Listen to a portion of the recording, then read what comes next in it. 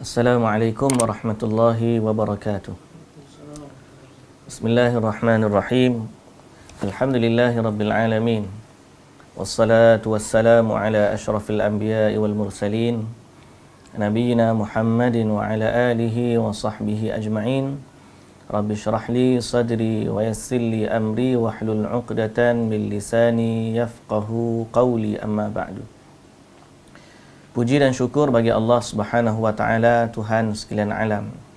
Selawat serta salam atas Nabi junjungan kita Nabi Muhammad sallallahu alaihi wasallam. Juga atas ahli keluarga baginda, para sahabatnya dan para pengikutnya yang setia sehinggalah ke hari kiamat. Alhamdulillah, alhamdulillah. Muslimin dan muslimat yang dirahmati Allah Subhanahu wa taala sekalian, syukur kita kepada Allah Subhanahu wa taala kerana pada pagi ini sekali lagi Allah Subhanahu wa taala mempertemukan kita dalam siri kuliah kita bersama Pertubuhan Quran Daily Malaysia. Semoga Allah Subhanahu wa taala mengganjari pihak yang terlibat dalam menganjurkan majlis ini dan menghidupkan Pertubuhan Quran Daily Malaysia sebagai satu platform untuk kita senantiasa berdamping dengan Al-Quran setiap hari. Sesungguhnya kita dengan Al-Quran mesti ada hubungan setiap hari, kerana Quran adalah panduan dari Allah untuk kita semua. Begitu juga kita tambahkan lagi ilmu berkaitan dengan apa itu sunnah Rasulullah sallallahu alaihi wasallam. Kerana sunnah adalah kembar kepada Al-Quran, regu kepada Al-Quran sebagai wahyu dari Allah Subhanahu wa taala. Jadi beramal dengan Al-Quran adalah atau beramal dengan As-Sunnah adalah intinya beramal dengan Al-Quran. Kerana Al-Quran telah menyuruh kita mengikut sunnah Nabi sallallahu alaihi wasallam. Qul in kuntum tuhibbunallaha fattabi'uni yuhibbukumullah. Katakanlah, kalau kamu benar-benar mencintai Allah, fattabi'uni, ikutlah aku, nescaya Allah akan mencintai kamu. Jadi mengikuti sunnah Nabi termasuk inti kepada dakwah Al-Quran. Jadi semoga kita semua pihak, sama ada secara khusus di Pertubuhan Quran Daily Malaysia ataupun di platform kita yang lain, di page Ustaz Ahmad Hashimi, di page Mahat Tafiz Abu Bakar, di page mana-mana page Pro Media Tajdid dan semua yang kita katakan dan dapat mengikuti kuliah kita. Semoga Allah Subhanahu wa taala jadikan kita sebagai pencinta sunnah dan yang beramal dengan Al-Quran serta petunjuk dari Nabi sallallahu alaihi wasallam. Baik, apa yang kita nak bincang pada pagi ini ialah sambungan kepada sunnah Nabi sallallahu alaihi wasallam dalam sehari-hari. Yang mana pada hari ini khusus tajuk yang kita nak bincangkan ialah di antara sunnah sehari-hari adalah berzikir. Muslimin dan muslimat yang dirahmati Allah Subhanahu wa taala, bab tentang zikir sangatlah luas. Telah lalu sebahagian dari pembahasannya dalam penjelasan tentang sunnah-sunnah yang lalu. Zikir memiliki dua pemahaman. Erti kepada zikir ada dua. Satu yang kita sebut sebagai zikir umum. Yang kedua, zikir khusus. Makna umum kepada zikir ialah mencakup segala macam ibadah. Semua bentuk ibadah adalah zikir. Kerana apabila kita beribadah kepada Allah, kita mengingati Allah. Tujuan kita beribadah adalah untuk mengabdikan diri kepada Allah. Maka secara umumnya semua ibadah adalah zikir. Salat adalah zikir. Puasa adalah zikir. Haji adalah zikir. Baca Quran adalah zikir. Memuji Allah zikir, doa zikir, tasbih zikir, tahmid zikir, tamjid zikir, dan ketaatan-ketaatan yang lain, semua itu dikerjakan dalam rangka untuk mengingati Allah Subhanahu wa taala, mentaati Allah Azza wa Jalla dan beribadah kepadanya. Maka semua bentuk ibadah umumnya adalah zikir. Syekhul Islam rahimahullah berkata, setiap yang diucapkan oleh lisan dan digambarkan oleh hati yang mendekatkan diri kepada Allah, baik berupa mempelajari ilmu dan mengajarkannya. Ni kita tengah belajar, kita tengah majlis ilmu ni. Buat amar ma'ruf nahi mungkar, pergi ajak orang buat baik, pergi larang orang buat benda mungkar, penguat kuasa, polis trafik dan sebagainya. Kalau dia buat berdasarkan dengan tujuan ibadah kepada Allah, maka ia adalah zikir kepada Allah Subhanahu wa taala. Okey, pencegah maksiat, bila dia buat kerja mencegah maksiat, dia adalah zikir kepada Allah. Secara umumnya, guru di sekolah mengajarkan para pelajarnya ilmu berkaitan dengan mentaati Allah Subhanahu wa taala, dia sedang berzikir kepada Allah Subhanahu wa taala. Apa saja bentuk ibadah yang kita buat untuk mendapatkan redha daripada Allah Subhanahu wa taala, mengharapkan pahala dari Allah Subhanahu wa taala, menzahirkan ketaatan kepada Allah Azza wa Jalla, maka ia adalah zikir. Secara umumnya, makna umum dia termasuk zikir. Allah Taala kata tentang salat, wa aqimis salata li zikri, dirikanlah salat untuk berzikir mengingatiku. Maka salat adalah zikir berdasarkan ayat Al-Quran. Itu makna yang pertama. Makna yang kedua adalah makna khusus.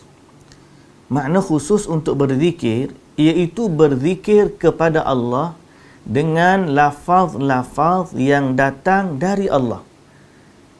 Kita sebut nama Allah dengan lafaz-lafaz yang Allah suruh, yang Allah turunkan, yang Allah wahyukan.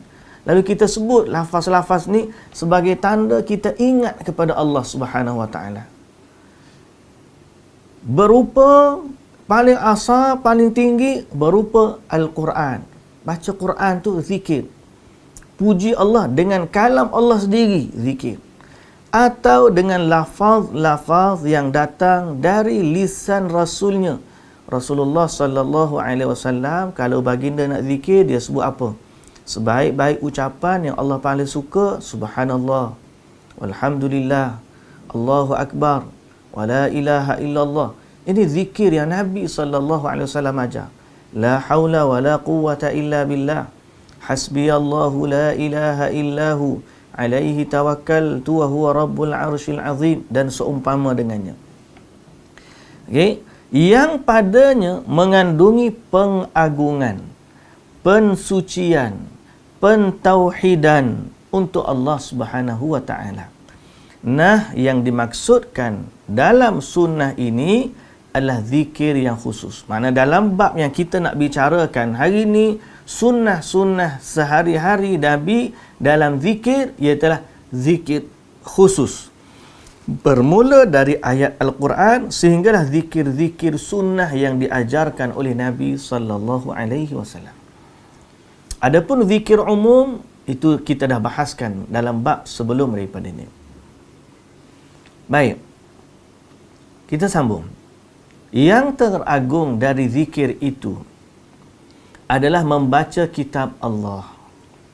Tuan-tuan kalau tanya, ini kaedah umum. Kaedah umum. Kena letak pasak dalam diri. Aku ni nak baca zikir mana? Zikir ni ke, zikir ni ke, zikir ni ke, zikir ustaz ni ajar ke, ustaz ni ajar. Ataupun yang paling besar ialah membaca Al-Quran. Jawapan dia, zikir yang paling agung adalah membaca Al-Quran. Tidak ada satu pun lafaz dari zikir-zikir yang pahalanya per huruf melainkan Quran. Agung. Dan keagungan Al-Quran sendiri kerana dia datang dari Allah Subhanahu wa ta'ala. Lalu manusia berzikir mengingati Allah dengan lafaz yang Allah sendiri sebutkan dan dengan lafaz yang Allah sendiri turunkan. So kita mengingati, memuji Allah dengan puji-pujian yang Allah puji dirinya sendiri, dan Allah turunkan wahyu itu kepada Nabi, dan zikir itu diamalkan, dibaca oleh Nabi, dibaca oleh sahabat. Inilah zikir yang paling agung. Kalau orang tanya zikir paling agung, zikir martabat ni, martabat orang tinggi daripada tarekat. Zikir hu, ha, kau gapalah. Zikir ni kita kata tak hebat.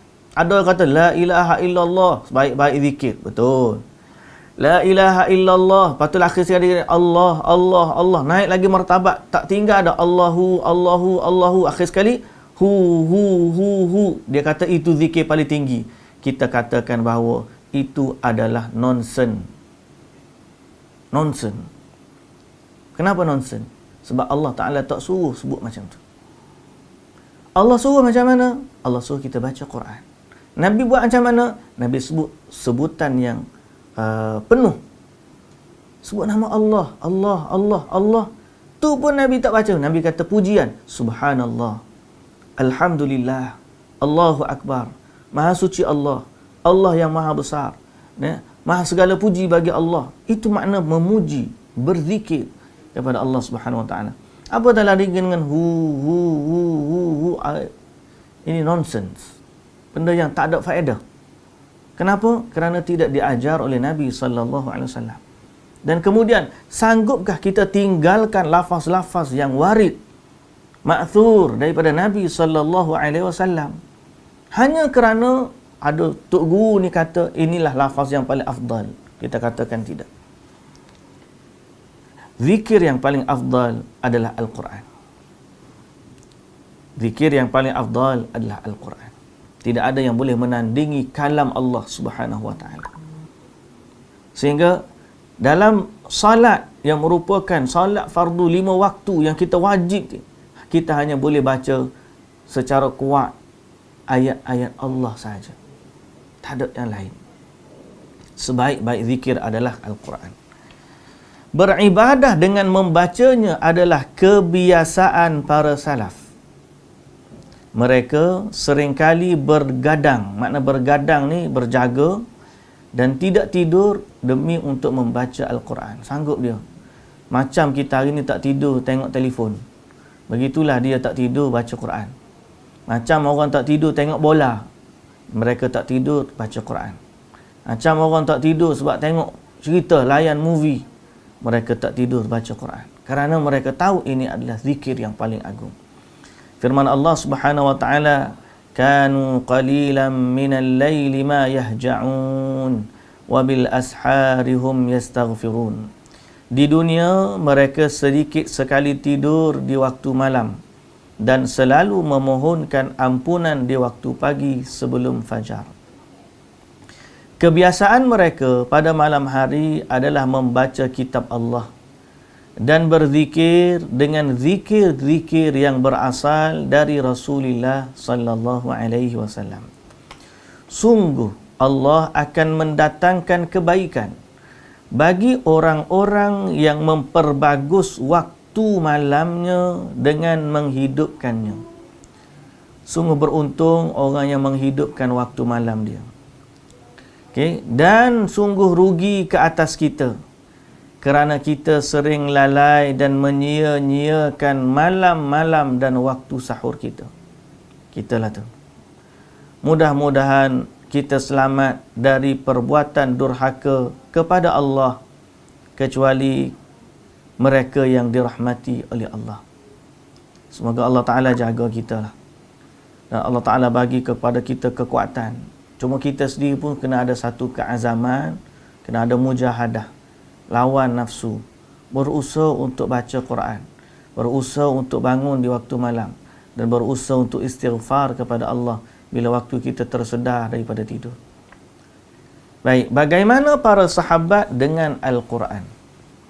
Bagaimana para sahabat dengan Al-Quran?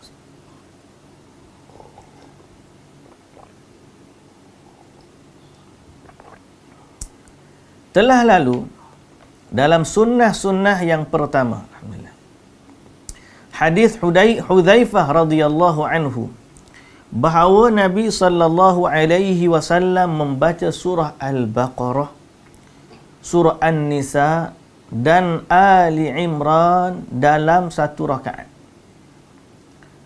Tengok macam mana Nabi dengan Quran. Surah Baqarah, surah An-Nisa, surah Ali Imran. baca dalam satu rakaat. 5 juzuk tu kan, 5 juzuk. Kalau baca semua ni daripada awal Baqarah habis An-Nisa, Ali Imran tu tengah susunan dia. Maknanya satu rakaat 5 juzuk. Satu juzuk biasa kita habiskan dalam setengah jam atau 45 minit. Kalau baca tartil elok 45 minit. Katalah 45 minit. 5 juzuk hampir 3 jam. Baca untuk satu rakaat. Ya Allah, alangkah agungnya ibadat para salaf dan bagaimana agungnya ibadat Nabi sallallahu alaihi wasallam. Dari Abil Wa'il, dari Abdullah radhiyallahu anhu, dia berkata, aku salat bersama Nabi sallallahu alaihi wasallam pada satu malam. Baginda terus saja berdiri sehingga aku menginginkan sesuatu yang tidak terpuji. Sahabat berkata, ataupun orang yang mendengar dia berkata, Abu Wa'il kata, apa yang kamu maksudkan? Kamu nak buat apa yang tak terpuji tu? Dia berkata, aku ingin duduk dan meninggalkan Nabi. Aku semayang dengan Nabi. Nabi bangun berdiri lama sampai aku terlitah nak buat benda yang tak terpuji. Apa dia kata dia? Aku tu ingin lenguh dah aku nak duduk, aku nak berhenti solat daripada Nabi. Sampai macam tu. Nak duduk dan meninggalkan solat bersama Nabi. Kerana lamanya Nabi sallallahu alaihi wasallam di solat. Buat apa? Baca Quran. Dalam Sahih Bukhari dan Muslim dari Abdullah bin Amr radhiyallahu anhu, Rasulullah sallallahu alaihi wasallam berkata kepadaku, bacalah Al-Quran dalam setiap bulan. Aku berkata, aku masih punya kekuatan, aku mampu lebih. Lalu Nabi kata, bacalah dalam 20 malam. Aku berkata, aku masih punya kekuatan, aku mampu. Nabi kata, kalau begitu dalam 7 hari, jangan engkau tambah lebih daripada 7 hari. Berarti kalau kita kata 20, 30 juzuk, kalau nak dapatkan dalam 7 hari, lebih kurang kalau 3 juzuk 10 hari. Kalau lebih kurang 4 juzuk 8 hari. Lebih kurang 5 juzuk 1 hari lah. Dalam masa 5 hari atau 7 hari seminggu, antara 4 hingga 5 juzuk satu hari baca. Ini yang Nabi sallallahu alaihi wasallam ajarkan kepada sahabat. 7 hari. Dia kata jangan engkau tambah lagi. Ada riwayat sebut kalau dalam 3 hari. Ya. Nanti kita cek nanti. Para sahabat adalah orang-orang yang sangat bersemangat kepada Al-Quran. Okay. Para sahabat adalah mereka ya.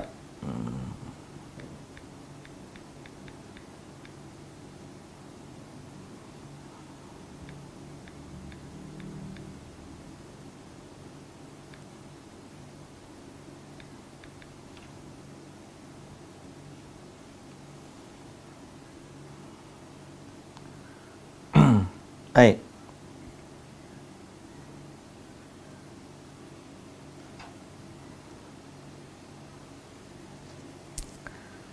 Mana?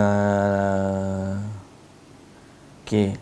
Ada riwayat lain yang menyatakan tidak boleh khatam Quran lebih kurang daripada 3 hari. Yang ini riwayat Imam Bukhari dan juga Muslim dalam bacalah dalam seminggu, jangan lebih daripada itu. Tapi para salaf, para sahabat, mereka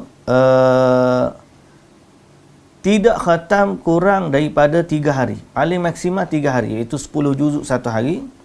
Berdasarkan riwayat-riwayat yang ada, iaitulah riwayat Abu Daud, At-Tirmidzi dan juga Ibnu Majah dari Abdullah bin Amr radhiyallahu anhu, Rasulullah sallallahu alaihi wasallam sebut, la yafqahu man qara'a al-Quran fi aqalla min thalath. Tidak akan faqih, tidak akan faham makna Quran orang yang khatam kurang dari 3 hari. Okey. Dan dari Abdullah bin Mas'ud radhiyallahu anhu, riwayat yang lain, Abdullah bin Mas'ud kata, iqra'ul Quran fi sub' wa la taqra'uhu fi aqall min thalath. Bacalah Quran dalam seminggu, tapi janganlah kurang dari 3 hari. Gitu. Seminggu ideal. Nak cepat lagi, paling 3 hari. Jangan kurang daripada tu. Baik. Muslimin dan muslimat yang dirahmati Allah Subhanahu wa taala sekalian, kita ni ke sebulan setahun kadang-kadang tak jumpa. Para sahabat adalah orang yang sangat bersemangat kepada Al-Quran, dan mereka sangat menyesal jika terlewat membaca Al-Quran. Jika itu terjadi, mereka menetapkan suatu waktu untuk menggantinya. Imam Muslim meriwayatkan dalam sahihnya dari hadis Umar bin Khattab radhiyallahu anhu, Rasulullah sallallahu alaihi wasallam bersabda, barang siapa yang tertidur sehingga tidak melaksanakan bacaan rutinnya atau sesuatu darinya, maka hendaknya dia membaca antara salat fajar dan zuhur, maka akan dicatat untuknya seperti dia membacanya pada malam hari. Jadi kalau miss waktu malam, antara waktu zuhur, subuh dan zuhur, waktu duha kita tu adalah waktunya. Sebab tu sebahagian ulama sebut salat duha ni adalah salat sunat siang, sebagaimana tahajud adalah salat sunat malam. Ada sebahagian kata boleh pilih antara duanya. Mana kalau dia dah salat tahajud, itulah salat sunat di harian itu. Kalau dia miss salat sunat tahajud, dia salat waktu duha sebagai ganti waktu malam dia.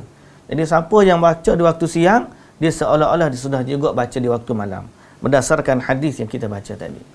Yang kedua ni waktu utama, panjang. Sebab gap dia panjang. Zuhur, asar gap pendek. Asar, maghrib gap dia pendek. Maghrib, isyak lagi pendek. Isyak dan subuh panjang. Subuh dan zuhur panjang. So ada 2 waktu panjang di celah-celah solat. Pertama, antara isyak dan subuh, itulah waktu malam. Yang kedua, antara subuh dan zuhur pada waktu siang. Maka kedua-dua waktu ni adalah waktunya kita mengisi masa dengan ibadat. Tapi itulah biasanya dua waktu ni lah kita duk sibuk dengan benda lain. Kita anggap kita ada banyak masa, tapi sebenarnya begitulah. Allahul musta'an. Ustaz pun sama jugalah. Pakat-pakat doa agar kita guna waktu dengan sebaik-baiknya. Baik. Jadi, ya Rab, sertakanlah kami bersama mereka. Semoga Allah Ta'ala menempatkan kita ni bersama dengan para sahabat, walaupun kita ni amalan kita kurang, dan maafkanlah kekurangan dan kesalahan kami. Sebab bila kita tengok pada cara hidup mereka, Allahu Akbar, tak sama hebat ibadat mereka.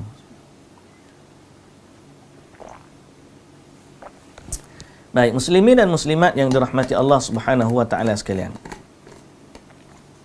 Dari Aus bin Hudzaifah radhiyallahu anhu, dia berkata, aku bertanya kepada sahabat Rasulullah sallallahu alaihi wasallam, bagaimana mereka membahagi Al-Quran? Makna dia baca ni, dia bagi macam mana waktu mereka untuk Al-Quran? Kata dia, kata Aus bin Hudzaifah, bila dia tanya sahabat-sahabat, mereka kata 3, 5, 7, 9, 11, 13 dan hizib mufassal tersendiri. Dalam sanad hadis ini ada kedhaifan kerana Ibnu Ya'la At-Taifi. Maksud 3 adalah 3 surah pertama dalam satu hari. Kemudian 1/5 yang setelahnya daripada hari kedua. Kemudian sampai seterusnya mereka menamatkan Al-Quran dalam 1 minggu. Dalam 1 minggu. Mula-mula dia baca 3 surah pertama. Kemudian 1/5 daripada tu. Lepas tu 1/7, kemudian 9, lepas tu 11, 13, kemudian hizib mufassal tersendiri. Itu cara dia, wallahu ta'ala alam. Begitulah generasi pertama dengan zikir yang paling agung, iaitu Al-Quran. Sahabat. Generasi salaf setelah mereka pun mengikutinya, kerana mereka adalah orang-orang yang terdidik dengan didikan seperti mereka. Hampir setiap kali engkau membaca biografi salah seorang di antara mereka, engkau akan mendapatinya dikatakan menamatkan Al-Quran dalam waktu sekian dan sekian. Rata-rata kebiasaan mereka adalah dalam 7 hari, iaitu bererti mereka menamatkannya dalam 1 minggu. Kebanyakannya most of the scholars, ulama, mereka membacanya dalam masa lebih kurang 1 minggu. Ini waktu biasa. Kalau kita dengar bahawa Imam Syafi'i baca khatam sampai 60 kali, itu cerita Ramadan. Dalam Ramadan dia dah jadi luar biasa. Biasa dia pun seminggu sekali, Ramadan jadi luar biasa. Kita ni tak tahu. Ramadan tu pun tak jadi luar biasa. Dari Hamad bin Zaid, dari Atha bin Sa'ib, bahawa Abu Abdurrahman berkata, kami mengambil Al-Quran dari satu kaum yang mengkhabarkan kepada kami bahawa jika mereka mempelajari 10 ayat Al-Quran, mereka tidak melanjutkan kepada 10 ayat selanjutnya sehingga mereka menguasai ilmu yang ada padanya. Maka kami mempelajari Al-Quran dan mengamalkannya, dan kelak akan mewarisi Al-Quran orang-orang setelah kami. Satu kaum yang minum Al-Quran seperti tegukkan air. Al-Quran tidak melewati kerongkongan mereka. Kata dia, akan tiba satu zaman orang teguk Al-Quran macam minum air, teguk. Quran tu masuk. Oh, waktu dia kata hafal Quran dalam masa sebulan, hafal Quran dalam masa setahun, hafal Quran dalam masa beberapa. Lepas tu kita tanya apa yang dia faham dari Al-Quran? Tak ada. Kita tak nak macam tu. Para sahabat dia bukan sekadar baca Quran, tapi dia memahami Al-Quran, menjadikan Al-Quran ni petunjuk. Jadi kita sebagai ahli sunnah kena rajin baca Quran. Pertubuhan Quran Daily Malaysia kena rajin baca Quran. Bukan khusus tu, tak payah oleh kerana ini kelas kita. Bukan sekadar kita tengok ayat bacaan harian. Ayat ni kita baca, kita pun tadabbur, kita uraikan makna dia, terjemahan. Tak. Yang tu dah level setelah itu. Level yang paling asas ialah kita mesti ada kadar bacaan harian. Kadar bacaan harian. Mesti baca. Lepas tu kalau kelas kita pagi-pagi, mungkin ada tuan-tuan, puan-puan yang ikut kita pagi-pagi, kita mulakan dengan bacaan ayat. Walaupun kita nak terjemah 2 ayat, tapi kita ambil Quran tu banyak supaya kita dapat bahagian banyak daripada huruf-huruf Al-Quran. Itu sebahagian daripada kita yang kita kena buat. Usahakan diri kita, biar kita dibaca Quran. Walaupun 1 hari 1 muka. Di zaman kita ni lah, sahabat-sahabat dulu 1 hari berapa nak boleh khatam ni seminggu. Kita ni 1 hari 1 muka, bila nak khatam? Setahun tak lagi. Tapi sekurang-kurangnya, itulah yang panggil kemampuan. Kalau tak ada waktu lebih, buat itu tak apa. Tapi kalau lepas daripada tu, bacalah sendiri pula. Okay? Jadi, jangan kita baca Quran seperti tegukkan air, baca, lepas tu tak faham pula. Tak naklah macam tu. Ya. Untuk wirid harian ada cara dia, dan untuk bacaan 10 ayat ataupun untuk memahami Al-Quran ada cara dia. Sebab tu Nabi kata orang kurang pada 3 hari dia tidak akan faham Quran. Baca tak ada. Nabi SAW suruh baca tartil dalam solat supaya kita dapat faham Quran. Baik, yang seterusnya, zikir dapat menghidupkan hati. Banyak di antara kita di zaman ini dengan banyaknya kesibukan mengeluh tentang hati yang berkarat dan lalai. Padahal hidupnya hati dengan zikir. Zikir khusus ke, zikir umum ke, dia melembutkan hati. Semalam saya pergi kuliah, dia kata, Ustaz, kita kuliah 1 minggu, tak ada cuti kuliah. Behavior kita pun dah jadi lain, Ustaz. Pasal apa? Kerana zikir itu, bila kita ingat kepada Allah, dia akan menenangkan hati kita. Tak ada kuliah 1 minggu, kita rasa macam-macam. Allahu Akbar. Ya, orang yang biasa kuliah setiap minggu, macam kita ni kan ada setiap minggu, tiba-tiba tak ada, jadi kosong. Jadi, muslimin dan muslimat yang dirahmati Allah Subhanahu wa taala sekalian, dalam sahih Muslim, padahal hidupnya hati dengan zikir.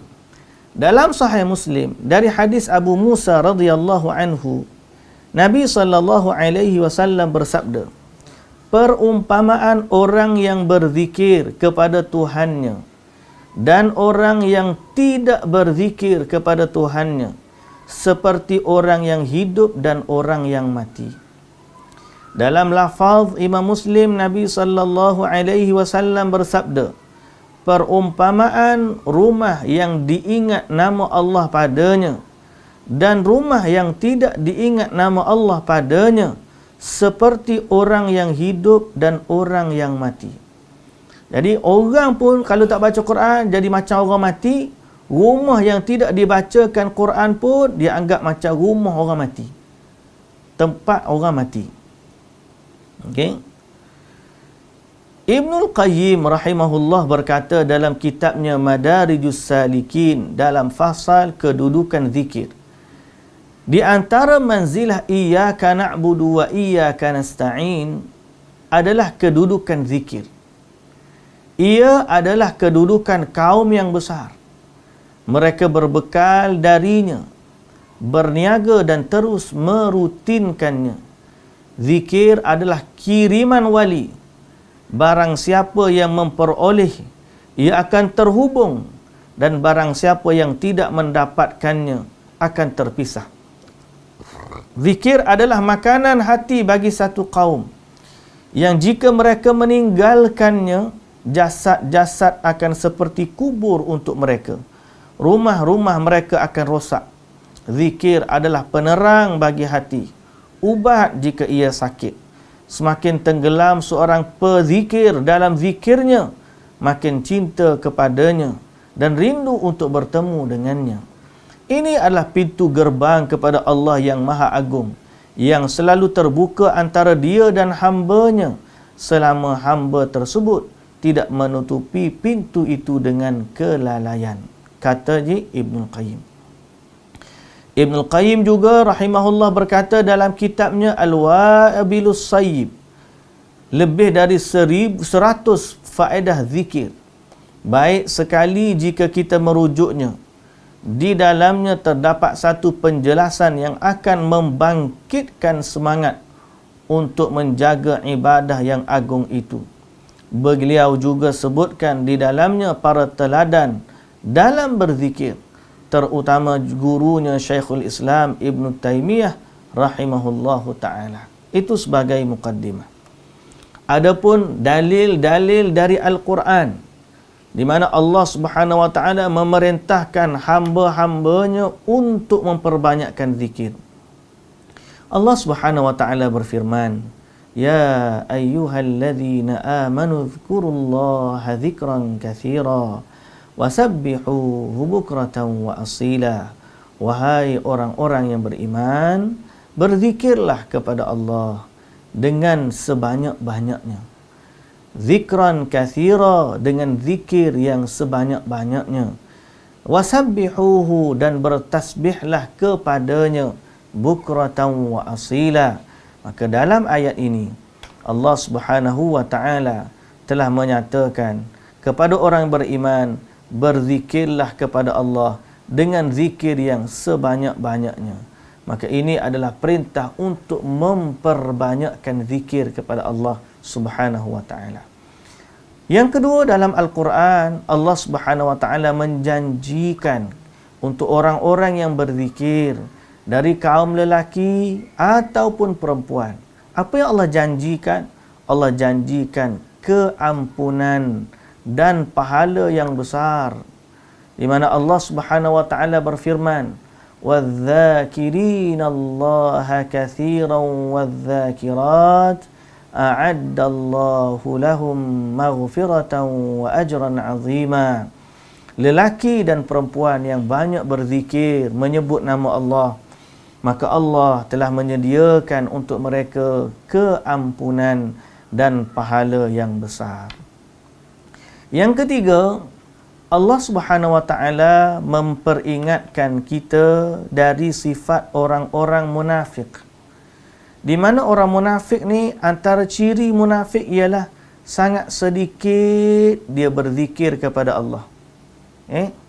Allahul Musta'an. Kita pun minta tolonglah ya Allah, janganlah kita ni menepati ciri munafik. Sebaliknya, biarlah diri kita ni menepati ciri orang-orang saleh yang beriman atau orang beriman yang saleh. Mana kita kata orang yang munafik tak banyak zikir? Firman Allah Subhanahu wa taala, "Innal munafiqina yukhadi'una Allah wa huwa khadi'uhum wa idza qamu ila as-salati qamu kusala yura'una an-nasa wa la yadhkuruna Allah illa qalila." Maksudnya, sesungguhnya orang-orang munafik itu menipu Allah dan Allah akan membalas tipuan mereka. Dan apabila mereka berdiri untuk salat, mereka berdiri dengan malas. Mereka bermaksud riya dengan salat di hadapan manusia. Dan tidaklah mereka menyebut Allah kecuali sedikit sekali. Maka Allah Subhanahu wa taala kata, sifat orang munafik ni tidaklah mereka menyebut Allah kecuali dengan sedikit. Jadi kita tengok ayat-ayat Quran memerintahkan kita agar banyak zikir. Kemudian Allah janjikan pahala yang berganda serta keampunan kepada orang yang berzikir. Kemudian Allah Subhanahu wa taala nyatakan pula orang munafik tak suka zikir. Dia kalau suka, kalau bangkit pun bangkit dalam keadaan malas. Zikirnya sedikit. Kemudian Allah Subhanahu wa taala mengingatkan kita dari sibuk dengan harta dan anak-anak sehingga melupakan zikir kepada Allah. Allah Subhanahu wa taala berfirman, "Ya ayyuhalladzina amanu la tulhikum amwalukum wala auladukum an dzikrillah wa man yaf'al dzalika faulaika humul khasirun." Wahai orang-orang yang beriman, janganlah hartamu dan anak-anakmu melalaikan kamu dari mengingati Allah. Janganlah hartamu dan anak-anakmu melalaikan kamu dari mengingati Allah. Barang siapa yang berbuat demikian, maka mereka itulah orang-orang yang rugi. Barang siapa yang berbuat demikian, maka mereka itulah orang-orang yang rugi. Jadi ini Allah Ta'ala peringatkan kita, jangan kita ni sibuk dari zikir. Sibuk dari zikir. Sebab apa? Sibuk dengan harta, sibuk dengan anak-anak, sehingga kita tak berzikir. Okay? Kemudian Allah Subhanahu wa taala telah menjanjikan penghormatan yang agung bagi orang yang memperbanyakkan zikir ni. Apa dia? Kalau dia ingat kepada Allah, Allah pun ingat kepada dia. Ni kelebihan yang agung ni tuan-tuan. Puan-puan yang dirahmati Allah, siapa ingat kat Allah, Allah janji Allah akan ingat kat dia. Dan bila Allah ingat kat dia, waktu dia susah Allah bantu, waktu dia sakit Allah sembuhkan, Allah jaga, Allah lindungi, Allah berkati, Allah rahmati dan seumpama dengannya. Ini adalah janji Allah. Kata Allah Subhanahu wa taala, "Fadhkuruni azkurukum." Ingatlah kepadaku, nescaya aku akan ingat kepadamu. Dalam hadis qudsi, Allah Subhanahu wa taala berfirman, aku, yang maksud dia, aku sesuai prasangka hamba-Ku kepadaku. Aku akan bersamanya jika dia mengingatiku. Jika dia mengingatiku dalam dirinya, aku akan ingat kepadanya dalam diriku. Jika dia ingat kepadaku dalam keramaian, maka aku akan mengingatinya dalam keramaian yang lebih baik darinya. Mana kalau kita sebut nama Allah di khalayak manusia, maka Allah akan sebut nama kita di khalayak malaikat. Ini adalah janji dari Allah Subhanahu wa taala yang menunjukkan keagungan zikir kepada Allah Subhanahu wa taala. Yang keenam, Allah Subhanahu wa taala memuji orang-orang yang berakal dari kalangan orang-orang yang beriman, bahawa mereka orang-orang yang selalu berzikir dalam setiap keadaan. Jadi Allah puji siapa? Allah puji orang yang beriman. Sebab apa Allah puji? Kerana dia kata orang-orang beriman ni senantiasa berzikir dalam setiap keadaan. Firman Allah Subhanahu wa taala dalam surah Ali Imran ayat 100 dan 190 hingga 191, kata Allah Subhanahu wa taala, inna fi khalqis samawati wal ardi wa ikhtilafil laili wan nahar la ayatin liulil albab. Sesungguhnya pada penciptaan langit, penciptaan bumi, penggiliran malam dan siang, ada padanya tanda-tanda bagi orang yang memiliki akal. Siapa mereka itu? Orang-orang yang yazkurunallah, orang berakal dari kalangan beriman. Siapa? Orang yang mengingati Allah. Orang-orang yang mengingati Allah macam mana? Qiyaman, sambil berdiri, wa qu'udan, sambil duduk, wa ala junubim, sambil baring. Bukanlah hadis ni maknanya ingat kepada Allah, kejap bangun, kejap duduk, kejap baring, kejap bangun, kejap bangun. Yang tu yang kadang-kadang ada orang silap faham. Dia berzikir sambil duduk bangun, duduk bangun, duduk bangun. Dia jadi macam joget. Tunduk naik, tunduk naik, tunduk. Kita tanya kenapa awak macam tu? Dia kata Allah Ta'ala sebut orang yang berzikir kepada Allah, berdiri, kemudian duduk, kemudian baring. Diri, duduk, baring. Itu bukan maksud dia. Maksud sebaliknya, orang beriman ni waktu dia berdiri pun dia ingat kepada Allah. Kemudian waktu dia duduk pun dia ingat kepada Allah.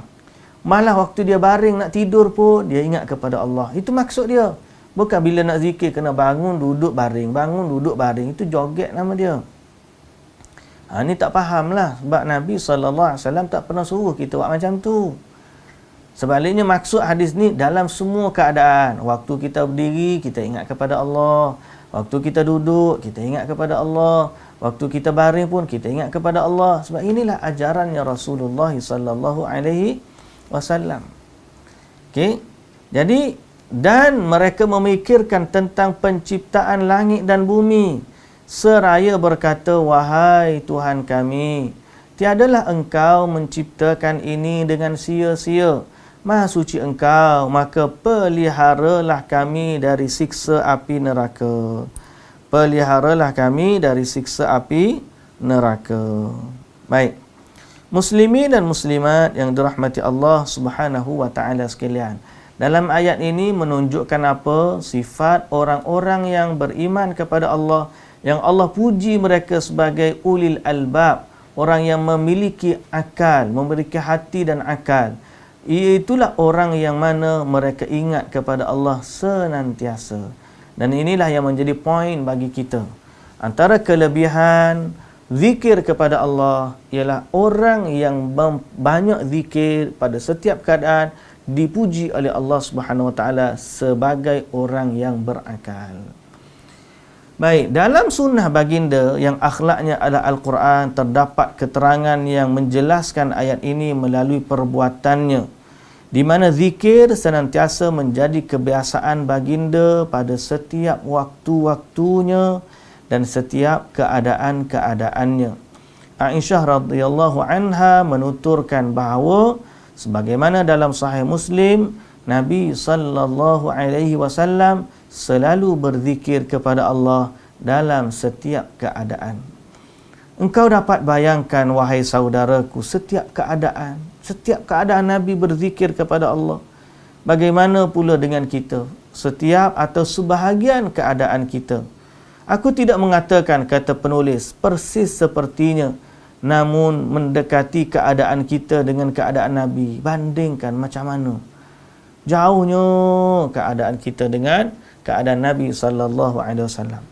Apakah kita berzikir sebahagian dari waktu-waktu kita? Lebih menakjubkan lagi, Imam Muslim meriwayatkan dalam sahihnya kepada kita bagaimana zikir Nabi SAW sampai dalam keadaan sibuk apa sekalipun Nabi masih berzikir. Okay? Dari Aghar Al-Muzani, Rasulullah SAW berkata atau bersabda, sesungguhnya sesuatu terjadi pada hatiku dan sungguh aku beristighfar kepada Allah dalam satu hari 100 kali. Al-Imam Nawawi rahimahullah berkata, yang dimaksudkan adalah sesuatu yang menutup hatiku. Telah sesuatu menutup hati sehingga akhirnya Nabi rasa hati dia ada sesuatu pada hatinya, dicepat-cepat istighfar sampai 100 kali sehari.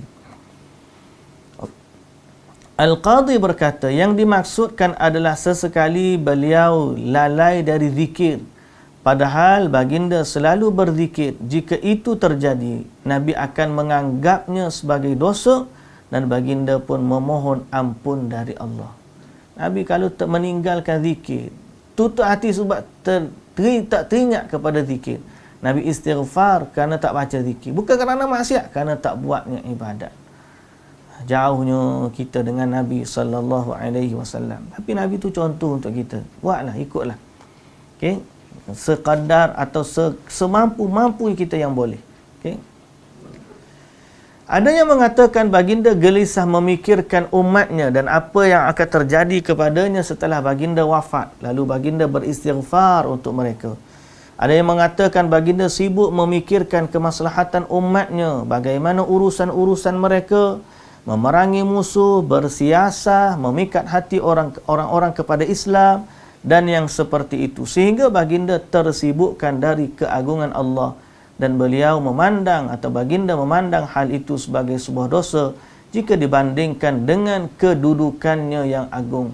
Para ulama mengatakan para nabi itu takut pengagungan walaupun mereka pasti selamat dari azab Allah Subhanahu wa taala.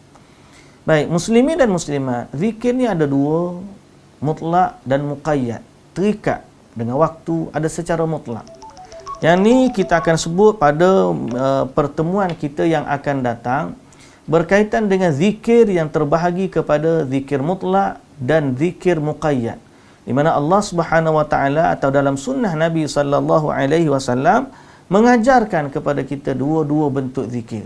Insya-Allah pada kesempatan yang akan datang, kita akan kembali kepada bacaan kita ni dan kita baca dari zikir mutlak dan zikir muqayyad sesuai dengan apa yang disunnahkan oleh baginda Nabi sallallahu alaihi wasallam. Itulah yang dapat kita sebut pada pagi ini dan pada kesempatan ini saya selaku timbalan pengurusi Ma'had Tahfiz Abu Bakar mengucapkan jutaan terima kasih kepada seluruh pendengar, khususnya dari Pertubuhan Quran Daily Malaysia yang telah sudi menyampaikan sumbangan kepada Ma'had Tahfiz Abu Bakar Tanah Merah untuk kami menjalankan aktiviti-aktiviti madrasah, aktiviti ma'had, terutamanya untuk para pelajar dalam menghafal Al-Quran. Semoga Allah Subhanahu wa taala memberikan kekuatan kepada kami di ma'had dan juga pada kita semua yang menyokong usaha-usaha dalam memartabatkan Al-Quran agar menjadi panduan dalam kehidupan kita. Generasi beginilah yang kita perlu pupuk dan kita perlu asuh serta kita bimbing mereka. Kerana ibarat kata seorang yang berfikiran jauh, dia melihat, berusaha, bekerja untuk generasi akan datang. Bak kata negarawan, statesman work for the next generation. Tapi politician work for next election. Orang kata macam tu. Saya bukan statesman, saya bukan juga politician, tapi kita adalah para pembimbing, pencinta Al-Quran. Perlu untuk kita membina generasi akan datang sebagai generasi Al-Quran. Untuk itu, saya sekali lagi mengucapkan jutaan terima kasih kepada pihak PQDM di atas sumbangan yang telah diberikan. Dalam masa yang sama, saya mengajak seluruh muslimin dan muslimat yang mengikuti kuliah kita agar turut sama dalam membantu usaha-usaha untuk memartabatkan Al-Quran. Dan insya-Allah bersama kita ada Pertubuhan Quran Daily Malaysia, bersama kita ada Ma'had Tahfiz Abu Bakar, bersama kita ada Ma'had Tahfiz Integrasi International Tahfiz Al-Quran, IIT, bersama kita ada Yayasan Madani, bersama kita ada Ma'had Tahfiz Dar Al-Hikmah dan banyak lagi rakan-rakan strategik kita dari semua pertubuhan-pertubuhan sunnah yang mana usaha kita adalah untuk memartabatkan Al-Quran dan juga As-Sunnah dalam masyarakat kita, membina generasi yang akan datang sebagai generasi Al-Quran, insya-Allah. Sama-sama kita berusaha ke arah itu dan serulah semua. Kalau kita tak mampu terlibat dalam usaha mengajarkan Al-Quran, maka kita sama-sama terlibat dalam usaha membantu membiayai institusi-institusi Al-Quran. InsyaAllah sama-sama kita bantu. Wallahu ta'ala alam. Saya rasa itulah yang dapat kita sebut pada pagi ini. Kita sambung dan kita berhenti dan kita akan sambung pada minggu hadapan. Wallahu ta'ala alam. Aqulu qawli hadha wa astaghfirullahal azim li wa lakum. Wassalamualaikum warahmatullahi wabarakatuh.